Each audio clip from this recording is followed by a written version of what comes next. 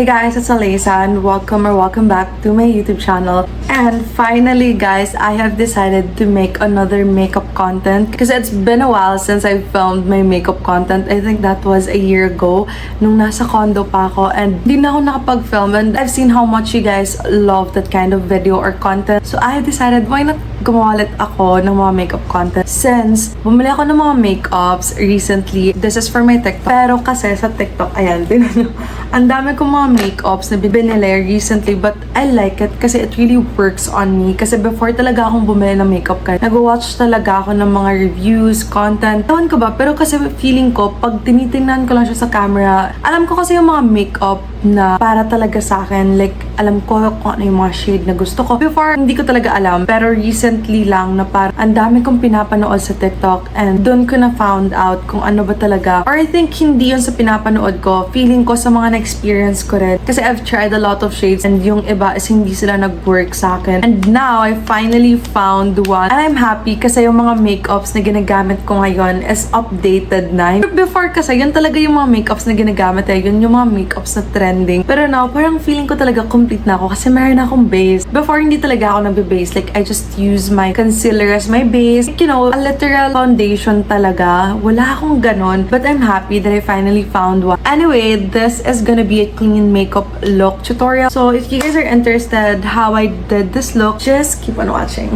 By the way, before you put on makeup on your face, make sure that you did your skincare and you put on sunscreen if it's morning. Pero since it's evening ngayon, nag-film na ako pag gabi. So, I decided not to put on sunscreen anymore. But most of the time, I only put on moisturizer because I don't want my face to be cakey and hindi siya glowy. Kasi gusto ko talaga yung mga glowy na finish. Ever since I found out how the primer works, hindi na talaga ako nagme-makeup na hindi naka-primer, guys. If ever man maglalagay ako ng foundation na wala akong primer, girl, I'm gonna remove that. But yeah, tingnan nyo, paubos na rin siya. And I bought this, I think, 4 months ago. Ayan, malapit ko na siyang maubos. And everyday talaga, naglalagay ako ng primer because I've noticed kung paano niya pinaganda yung makeup ko. Parang yung finish niya is nagiging smooth siya. And at the same time, I feel like it's a barrier between the makeup and my skin. Kaya every time I remove my makeup, ang ganda ng skin ko, unlike before na parang yung mga pores ko sobrang laki, nag-open yung mga pores ko. Anyway, I just put on a bit of primer and dito ko siya nilalagay sa kung saan open talaga yung mga pores ko, especially on this area.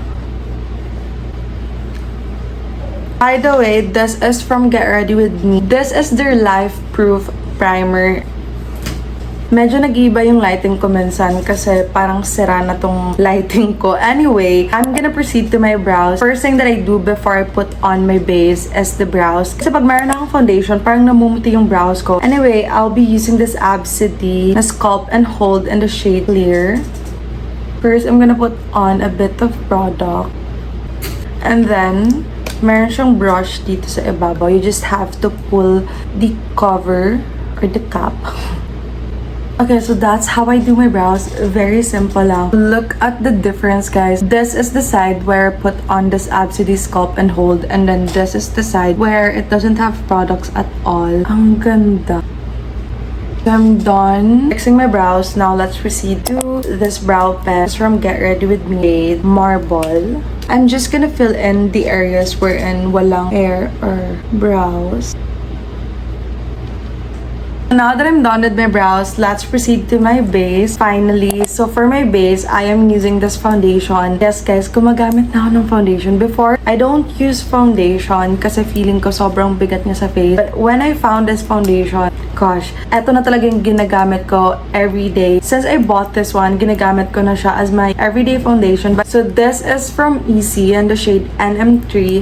I saw this on TikTok. It's not that kind of heavy foundation. Before kasi, pag gumagamit ako ng foundation, kay mama yung ginagamit ko. And parang high ng coverage niya. Hindi ko kasi alam before na mayroon palang coverage yung mga foundation. So, mayroong medium, mayroong high coverage. But this one is medium coverage. Kaya, perfect talaga siya for everyday. Gusto ko kasi yung mga parang concealer lang. Di ba yung concealer high coverage? Pero, I don't know, parang nagustuhan ko siya as my base. Before, ginagamit ko siya as my base. Now, I'm happy that I found perfect base for me. And, I'm gonna be using this brush from TikTok. Kasi pag ito yung brush na ginagamit ko, super thin lang ng foundation nilalagay face ko. You know what guys? Sobrang tagal na nitong sa akin yung foundation na to. I think last year pa tong foundation na to. Andito pa rin siya hanggang sobrang dami niya pang laman kasi hindi naman ako gumagamit ng sobrang dami. Gusto ko everyday, like parang very small amount of product lang. For my concealer, I'm gonna be using the Get Ready With Me and the shade Almond. Paubos na to guys kasi ginagamit ko siya before as my base as well. Nilalagay ko muna siya at my hand para ma-blend ko siya ng maayos. And then I'm gonna get a brush. I'm gonna dip it and put it on my under eyes. Kasi mas natural siyang tingnan and it really blends well on my skin or on my base pag nilalagay ko muna siya dito. Parang hindi harsh yung pagka-blend niya. Very smooth lang, like goes on my skin or on my base. Sorry guys, pumapangit yung lighting ko kasi sira na talaga yung lighting ko dito sa front. Anyway, next, after ko maglagay ng concealer, I'm gonna proceed to my bronzer. I'm gonna be using this one from Vice Cosmetics in the shade Push. And I have been using this for a very long time already. And naglalagay lang ako ng super onte just to bring back the color of my skin. Okay, so now that I'm done with my bronzer, let's proceed to my blush. Iba na naman yung lighting, guys. Inayos namin. Anyway, for my cheeks, I'm gonna be using this two combo blush. First is this Easy Cream Cheek Blush in the shade Pour.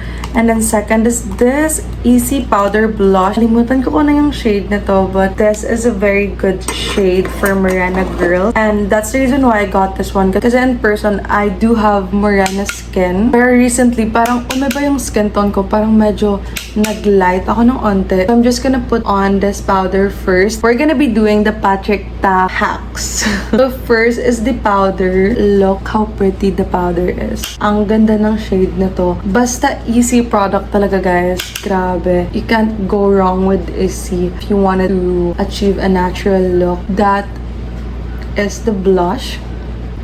When I used this one for the first time, sobrang nagandahan talaga ako sa blush na to. I have been looking for this kind of powder blush na sobrang tagal na kasi gusto ko yung parang sun-kiss lang. I finally found this. And then next, to the most exciting part, this cream cheek blush in the shade Pour. I'm gonna put it on the top of the powder blush. Parang tinotone down niya yung color ng blush. May pagka-mauve kasi yung color na to.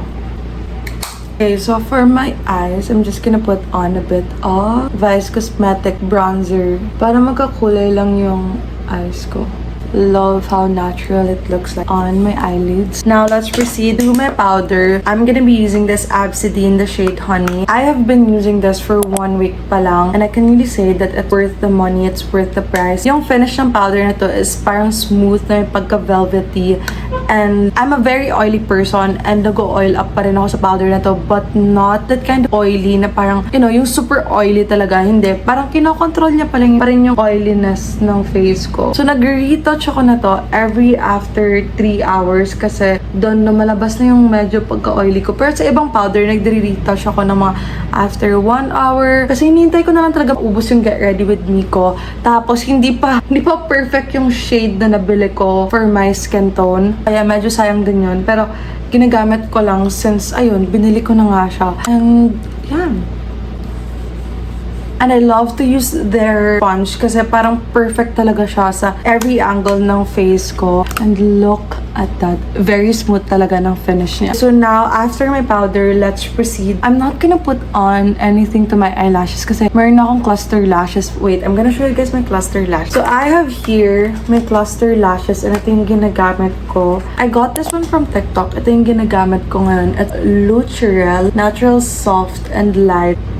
Ang dami kong mga cluster lashes dito, pero yung iba is hindi siya bagay sa akin. So, I don't know if this one looks good on me. Parang hindi ko pa siya nagustuhan. Kasi feeling ko parang inaantok ako. Tingnan. Parang matatanggal pa yung isa kong lashes. Wait. Anyway, after kong maglagay ng powder, I'm gonna put on illuminator. Yes, guys. Iba akong maglagay ng illuminator. I put it after kong maglagay ng mga powder. I use it as my highlighter. Yung mga gusto ko sa highlighter is hindi visible yung glitters. And when I found this one, grabe, hindi na talaga ako nag-use ng ibang highlighter kasi ang subtle lang na parang glowy lang tingnan sa face mo. Ayan, you can't see any sparkling or something na ano. So now, let's proceed to the most exciting part, which is my lip combo. I have been doing lip combos for I think 2 months already, and parang nagiging fan na ako ng mga lip liners kasi before wala talaga akong lip liners, but when I saw Perry Lurge on TikTok na gumagamit siya ng mga lip liners, doon ako na-influence. Sabi ko, okay, what if I try ko mag-lip liner since I do have two-toned lips. First is this Perfect Kiss. This is my favorite lip liner from Vice Cosmetics in the shade First Kiss. Actually, naubos ko na yung isa. Ito. And, ayan. Wala na siyang laman. And now, nag-open ako ng bago, which is this one. Second, I have here my lip mousse. Correct me if I'm wrong. Nakalimutan ko yung name nito. But I think this is the lip mousse. And the shade Casual. This is from Issy. And then next Issy product is this Hydro Gloss in the shade Cowgirl. First, I'm gonna put this lip liner. I'm just gonna outline my lips lang.